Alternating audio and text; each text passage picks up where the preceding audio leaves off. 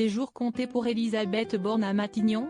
Depuis l'adoption par le Parlement de la réforme des retraites, via l'article 49,3 de la Constitution, le gouvernement a vu un mouvement de contestation et de désapprobation prendre de l'ampleur.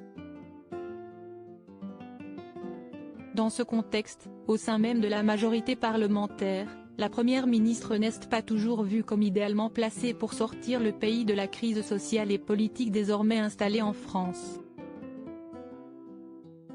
Ainsi, Thomas Soto a demandé à François Bayrou, dans Télématin, ce mercredi 29 mars, s'il existait un problème Elisabeth Borne.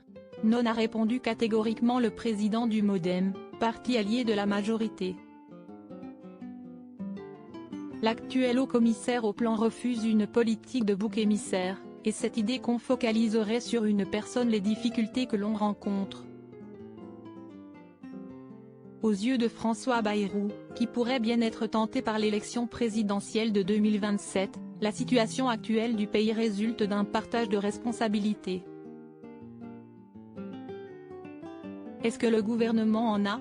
Oui. Est-ce que la majorité en a? Oui. Est-ce que l'opposition en a? Oui, a résumé le maire de Pau, sur le plateau de Télématin sur France 2.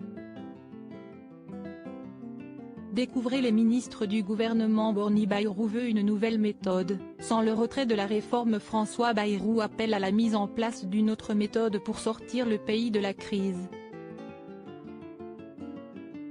Il appelle donc à une ouverture au dialogue, affirmant ce mercredi 29 mars que toute main tendue est bonne à prendre. En revanche, le président du MoDem ne souhaite pas voir l'exécutif céder sur le fond de la réforme des retraites. Je pense que ça serait un très mauvais signe qu'on cède, après avoir présenté un texte comme indispensable et vital, avait-il affirmé au micro de France Bleu, ce lundi 27 mars.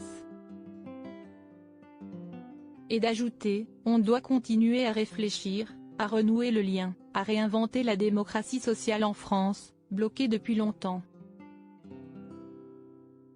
On n'a pas l'impression que cette démocratie sociale fonctionne comme elle le devrait. Tout ça est à reconstruire. Dans ce sens, son parti, le MoDem, participe aux consultations menées actuellement par Elisabeth Borne dans une volonté affichée par la locataire de Matignon de bâtir un programme de gouvernement et un nouveau programme législatif.